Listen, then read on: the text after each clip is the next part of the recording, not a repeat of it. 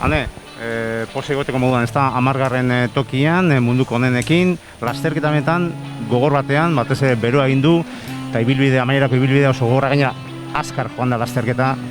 Bai, ia esan, 10. postuarekin oso pozik nago, esan dezun bezala munduko txirrindulari honenak egon dia gaur irteeran, eta oso pozik emaitzarekin. Jasan oso lasterketa gogorra izan da, hasieratik ziztu bizian jungera, taldekideak ere galdetzen ziaten zer modu zaude ondo aurkitzen zait, esaten nuen, ostra, ni sufritzen noa miotan gora, baina bueno, azkenen hankak eduki ditut eta bueno, talde txortan iritsi naiz. Igartzen da, etenaldiaren ostean lehenengo lasterketa hauetan, etenaldi hori igartzen da, ezta? Ba, egia esan, batez ere lehenengo lasterketan, Nafarroko lehenengo lasterketan, asko sufritu nun, urdurin egon, egia esan hori ere onartu behar da, eta bueno, uste lasterketa bakoitzan beto aurkitzen naizela. Jorge, San Juan dengoran nola aurkitu zara?